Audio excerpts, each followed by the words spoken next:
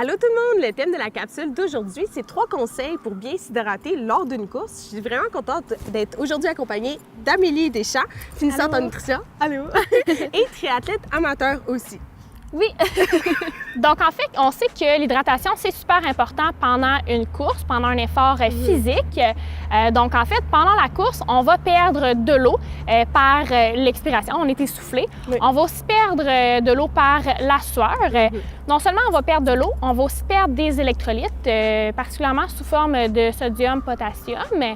Donc, en fait, on va essayer de finalement répléter ces réserves-là durant la course du mieux qu'on peut pour éviter là, les désagréments, finalement. Parce que les sodium-potassium, c'est super important pour la contraction des muscles. Oui. Fait que c'est entre autres, la déshydratation va entraîner la fatigue et aussi la perte d'électrolytes. Donc, en fait, le premier truc, c'est de planifier l'hydratation selon l'effort.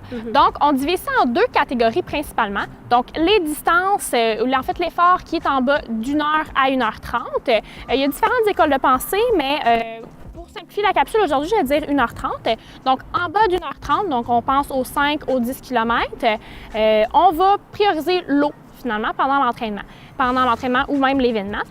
Parce que, en fait, la perte de sodium et de potassium n'est pas assez grande là, durant l'effort pour être obligé de répéter ces réserves-là pendant la course.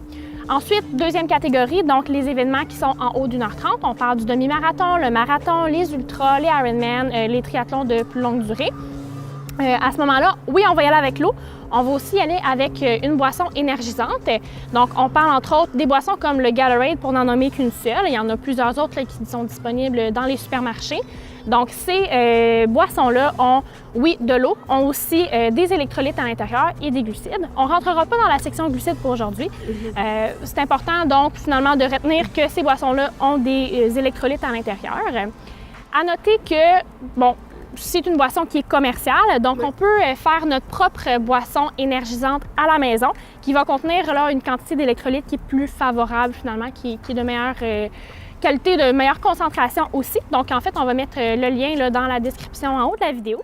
Donc en fait, mon deuxième truc, c'est de boire dès le début de l'effort. Donc on a tendance, là, même dans la vie de tous les jours, à boire juste quand on a soif. C'est quelque chose qu'on entend souvent, de dire que, bon, il ne faut pas attendre d'avoir soif avant de boire de l'eau finalement.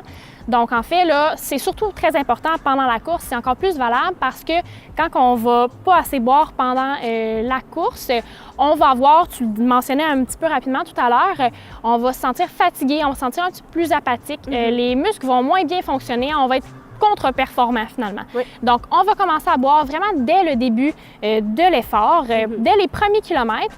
Puis, c'est pas nécessaire non plus de se caler un grand verre d'eau, simplement des petites gorgées fréquemment. C'est vraiment ça qui est optimal finalement. Donc, le troisième truc, c'est de profiter des stations d'eau qui sont mises à notre disposition. Puis, en fait, selon aussi la température, là, la chaleur qui fait la distance, d'avoir un fuel belt, donc une ceinture d'approvisionnement qu'on peut les petites aussi bouteilles appeler... d'eau, exactement. Donc, c'est vraiment une ceinture qu'on porte sur la taille avec des bouteilles d'eau. Puis, ça va être ça l'idéal là, dans les grosses chaleurs aussi, les longues distances. Donc, en fait, l'avantage des ravitaux, c'est qu'on n'a pas besoin de rien traîner. Souvent, on va les avoir aux 2, 3 ou 4 km, dépendamment là, des types d'événements. Puis, on arrive à la table, on boit quelques gorgées et on repart. On peut même boire en courant. Le désavantage des ravitaux, c'est que des fois, vraiment, ils nous donnent un verre. On a tendance à prendre des grosses gorgées. Puis c'est là aussi qu'on va tomber dans le panneau puis qu'on va avoir des petits inconforts gastro-intestinaux. Donc, d'où l'avantage du fuel belt, c'est de pouvoir prendre de l'eau quand on veut, finalement. Donc, Amé, tes 3 trucs pour avoir une bonne hydratation en course sont? C'est d'adapter l'hydratation selon l'effort, c'est de boire des petites gorgées d'eau fréquemment et puis c'est de vous adapter au mode de course que vous faites, donc soit en utilisant les ressources qui sont à votre disposition, les ravitaux, ou bien d'avoir un fuel belt. Et puis, l'important, c'est de s'hydrater selon son confort puis d'avoir du plaisir en courant. Merci beaucoup, Amé. De rien!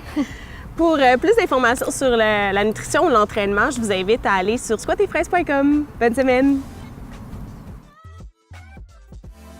Donc, en fait, la première chose, c'est... Fuck, je m'en souviens plus!